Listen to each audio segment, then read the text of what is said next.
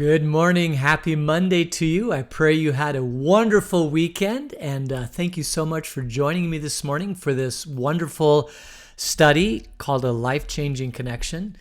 And this actually is a pre-recorded message because it is Monday and I'm going to have breakfast with my father. And so this is pre-recorded, and hopefully you won't be able to tell too much of a difference between pre-recorded and not pre-recorded.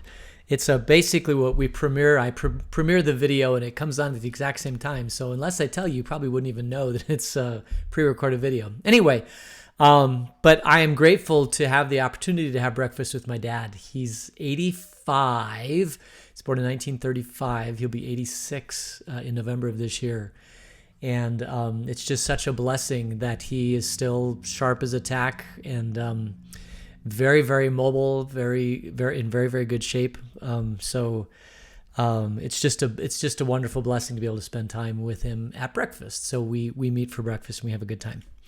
Let's see. As far as coronavirus updates go.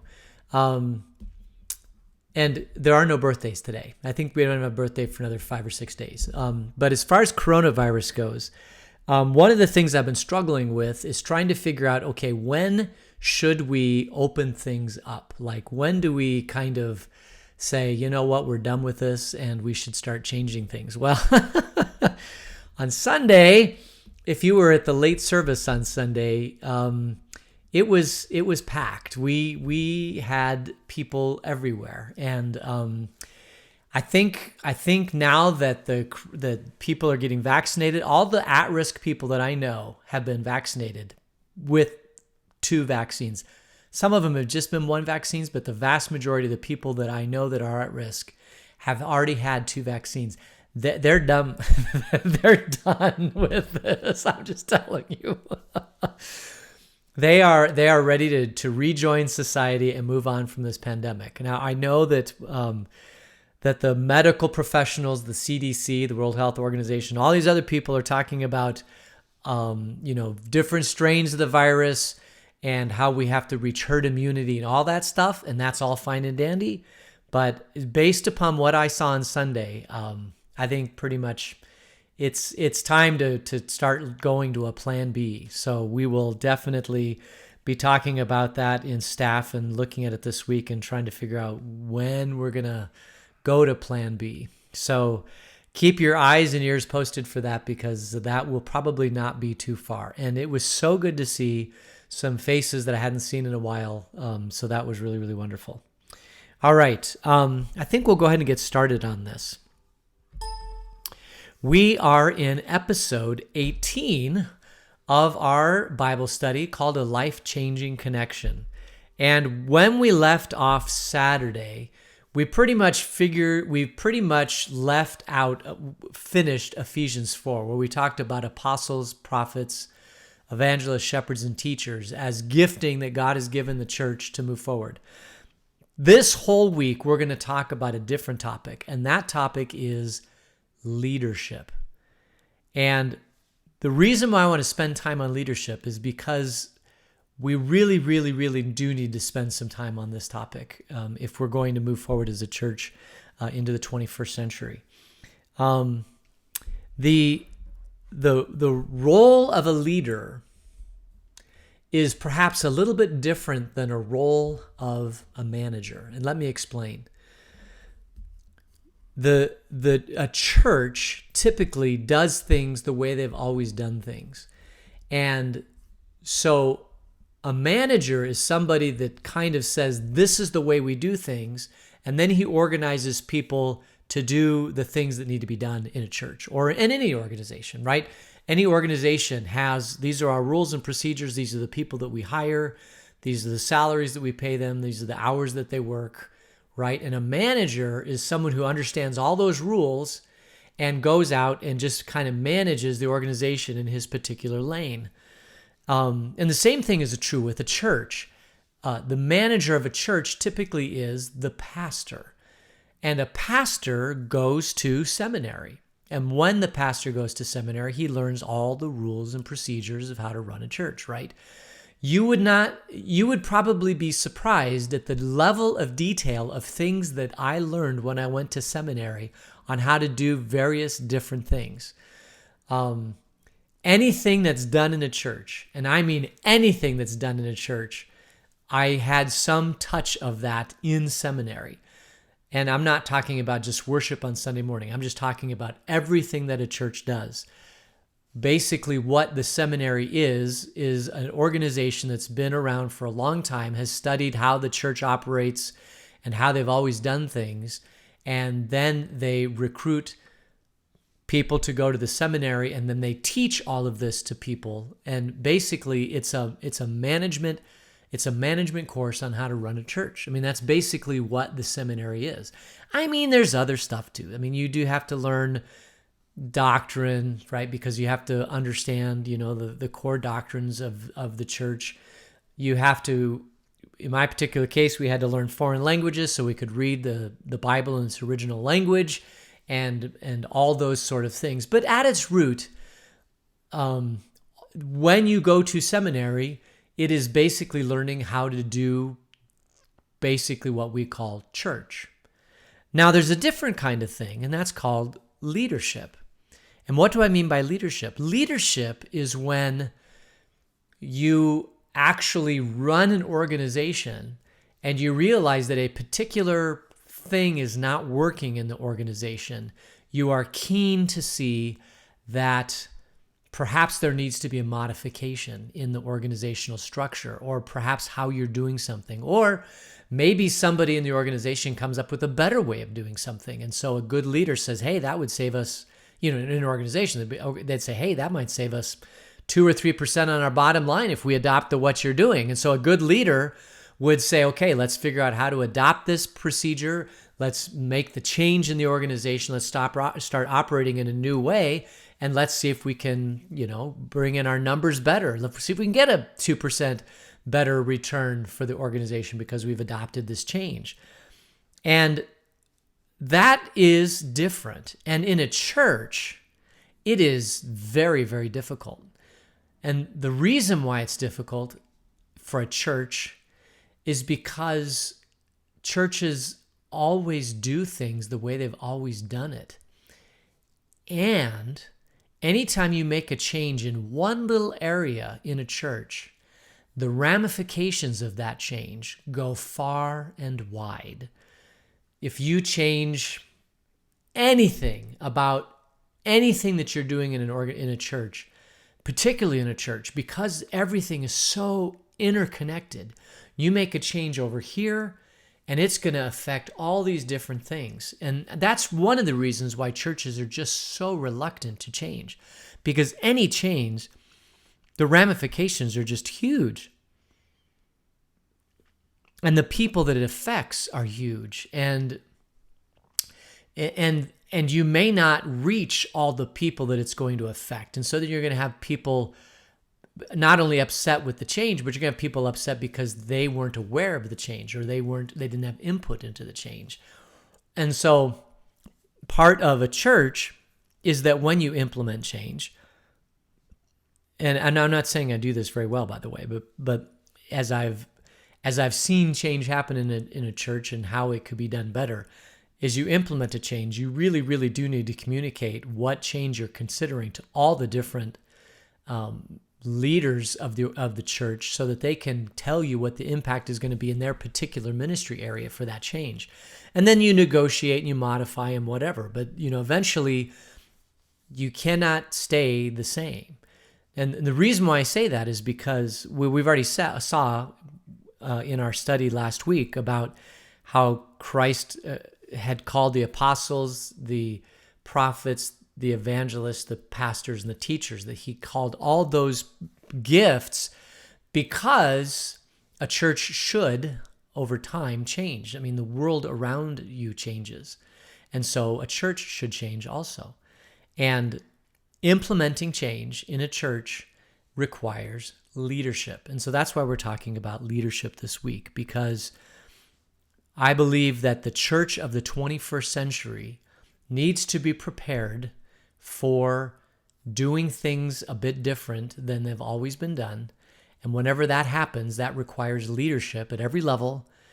And that's why we're going to talk about leadership for the whole rest of the week, because we're going to talk about some of the skills of leadership and why leadership is important, and how we can empower leadership and grow leadership, and how even church leadership can be a change for good in the world. That if we can train people to be, if the church can help facilitate growing leaders within the church organization, then those leaders not only impact the church, but they impact the world in which the church serves. And so if by being associated with the congregation, you learn some leadership skills that are helpful for you in your work, that's a wonderful thing. And some of the leadership principles that you're learning at work might be helpful for the church also. It's a two-way street.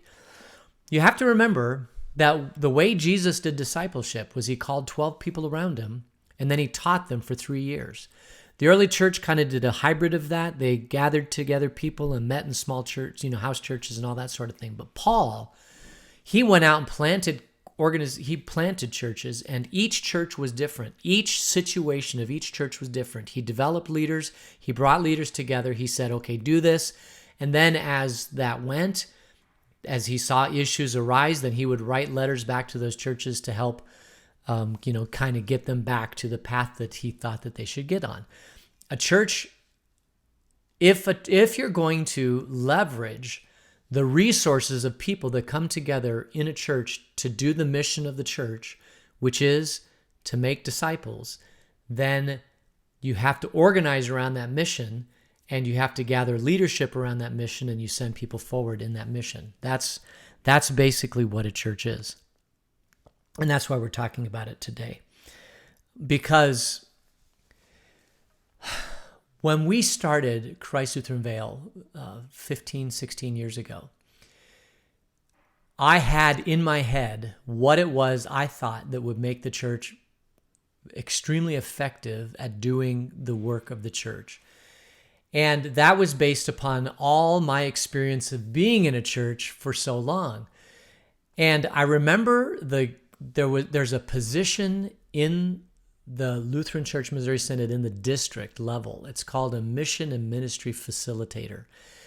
And that person helps new startup churches kind of get organized and start moving forward. You can't imagine how difficult it is just to take a group of people and form a congregation. It's very exciting, but it's very, very challenging, because who makes the decisions and how are decisions made? We don't have a constitution yet. I mean, how do we move forward? Well, this particular gentleman basically helped us move forward as a congregation.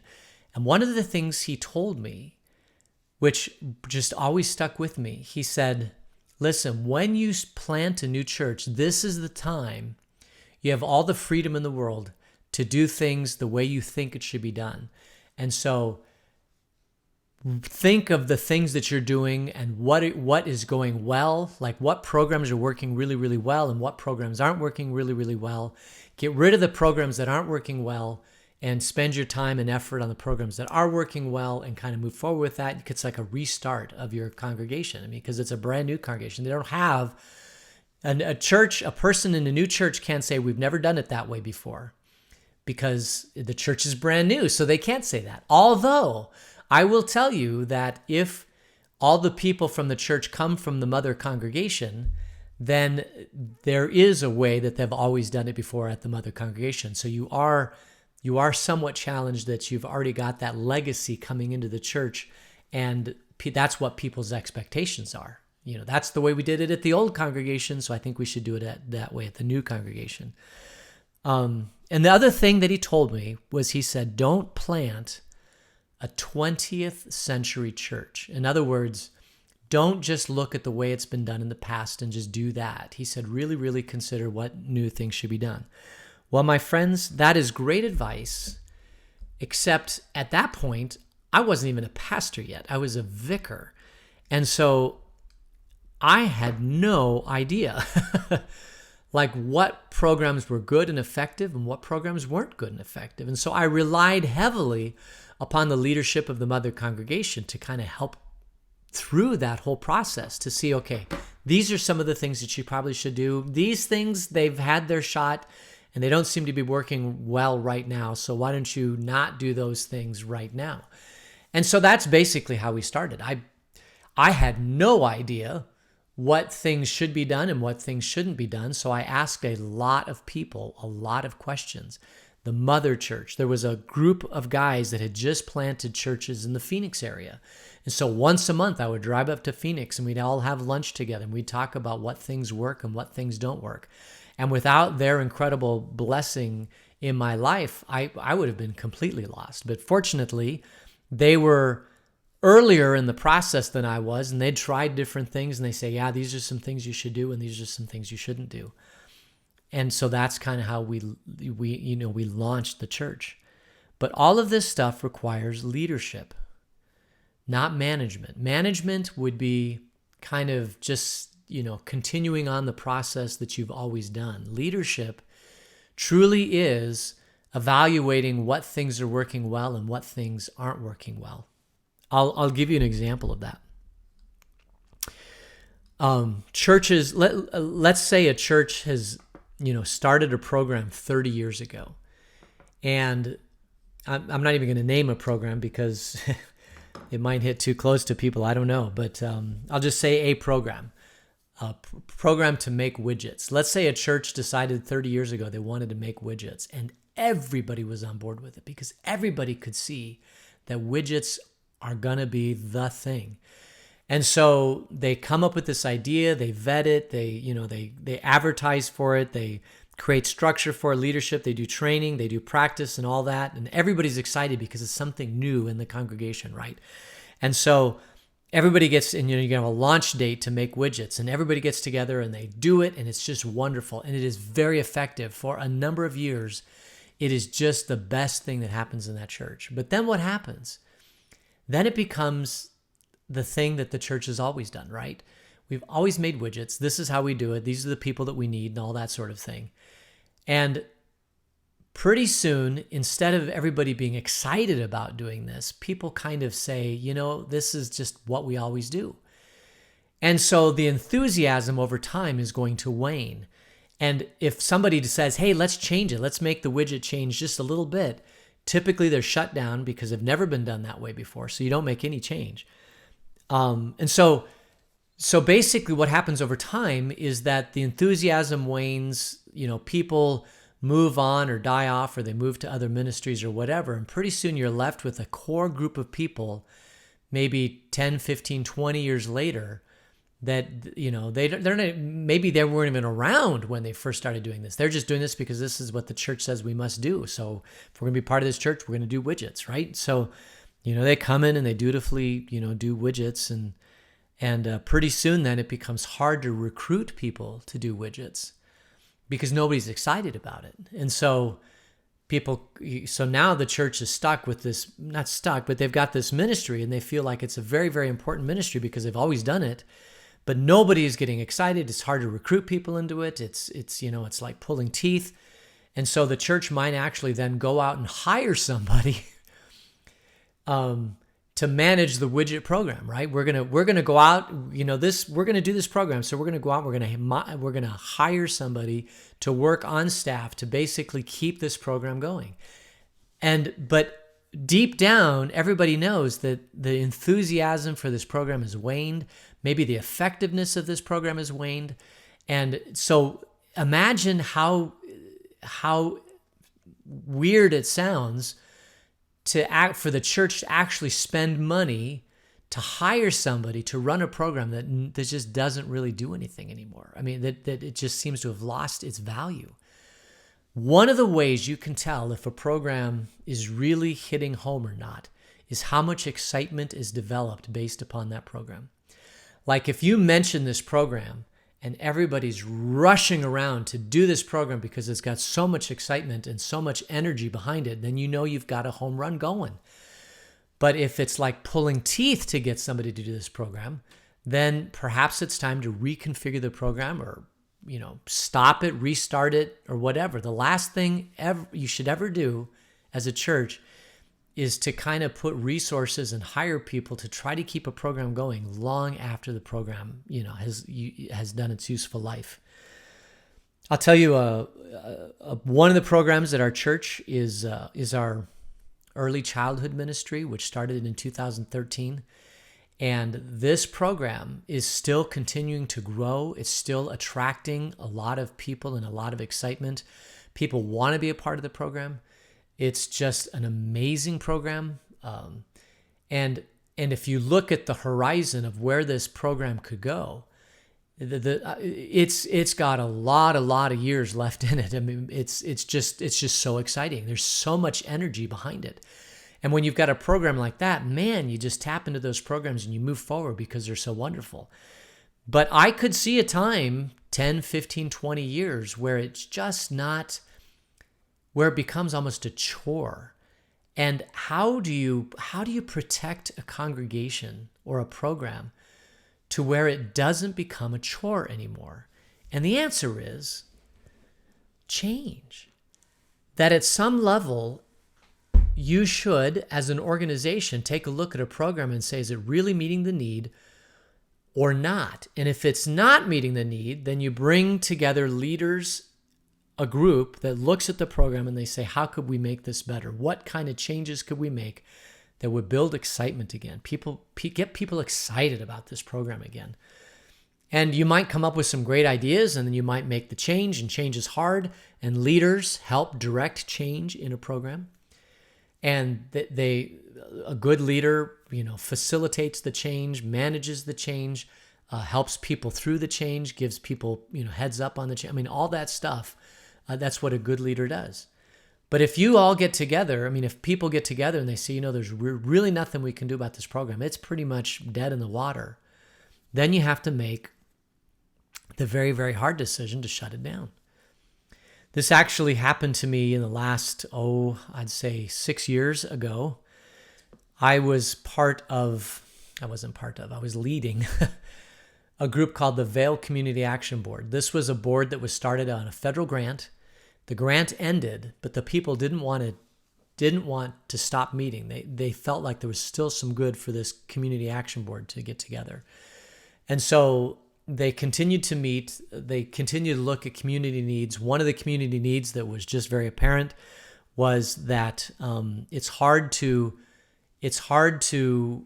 protect the integrity and the DNA of what our community is unless we were to create some sort of structure. And so they looked at several different structures. Coming out of this work, it was apparent that probably what needed to happen in Vail was Vail to become incorporated. Well, the group that decided, the group that was in that subcommittee, they said, we need to do it now. And so they left the Vail Community Action Board and they kind of worked on their own for a year, trying to get on the ballot in 2014, and it failed. And this was a black mark on the Vail Community Action Board. It kind of just deflated, even though it was just one subcommittee of the 10 things the Vail Community Action Board was doing. And even though this particular group had left the Vail Community Action Board and had kind of started operating on their own, and it really was no reflection on the Vail Community Action Board, it just deflated everybody. And so for a year, we kept trying to think, okay, what's the next thing we can do? And it became apparent that really probably what needed to happen was that it was time to close it down. So we made the decision on the executive team that it was time to just basically cut our losses, distribute the funds of the Community Action Board to different nonprofits and just shut it down. And that was the right decision. Even though it was a very difficult decision, a lot of people were very hurt by that decision. And but it would have been a very, very uphill battle to try to get anybody on board with the Vail Community Action Board. Now, I think if that same board was to start from fresh today and gather people together and just to even take the same vision, which was to try to create, to protect the DNA of our rural, beautiful desert culture here in Vail, I think that people would be very, very excited about that and would jump on board and move forward with it. But it's hard to do it when there's no energy there, and it takes an incredible amount of energy to overcome a massive setback like that. And honestly, I kind of had a change of heart too. I mean, if people in Vail don't want to be incorporated, I mean, I saw 18 different reasons why it would be so good for our community to be incorporated. But if the vast majority of people don't want to be incorporated, if they like their rural culture and they don't want an increase of property, it wouldn't be increased property tax, it'd probably be a sales tax of some sort. If they just want to live isolated hermit type lives, then, more power to them. And, but who knows where that's going to go in the future. The point is that shutting something down is difficult. And it's painful, and change like that is always difficult. But if you're going to be successful in pursuing the mission and the vision, a good leader then will kind of evaluate what they're doing and say, is it working well? Then great, let's continue doing it. If it's easy to recruit people into it, then it should still do it. If it's difficult to recruit people, if nobody has excitement, if it's like pulling teeth, if people are like, I don't even know why I'm going to this tonight because I don't enjoy it, it's not fun, I don't see any use for it, then that's when it may be time to consider making a change. And the change could be, let's stop it for a while and reconfigure and reboot, or the change might be, let's just stop it forever. The change might be, hey, let's gather a group of people and see what changes we could make to make it work better. And that takes leadership. And I think a church of the 21st century, when this mission and ministry facilitator came to me and said, build a church of the 21st century, I was thinking programs. I was thinking, okay, what does worship look like? What does Sunday school look like? What does confirmation look like? What does Bible study look like? What does small group look like? I mean, I was thinking of all that stuff. But I think that the church of the 21st century is a paradigm shift which empowers leadership in the congregation to grow as leaders, not only in the congregation, but in the world around us. I think the church of the 21st century is going to be much, much more concerned with reproducing and growing and building leadership. And then that leadership would then be freed to be able to do the things that particular vision or whatever of a ministry might do, that we actually, I think the church of the 21st century is going to be all about so much potential change, so much new things, so much of looking forward in the future to how we can be more effective at making disciples. And that's going to require constant evaluation of what we're doing and how can we do it better and how can we get that 2% margin or whatever. The church of the 21st century is all about leadership. It's not programs and ministries. It'll create programs and ministries, don't get me wrong. But if you want to be a church that's going to survive for 50 or 100 years, then it is imperative that the church develop and maintain and grow leadership. So that's what we're going to talk about this week because we have more thoughts on that. So let's go ahead and close in prayer. Dear God, thank you for this time together. Thank you for the incredible leadership that you've already provided in our congregation. So many people over the years. Lord, thank you for that. But as we move forward, Lord, we pray for your wisdom and guidance to grow even more leaders so that we can be a life-changing connection to the world around us. In your name we pray. Amen. All right, so thanks for joining me. I appreciate it.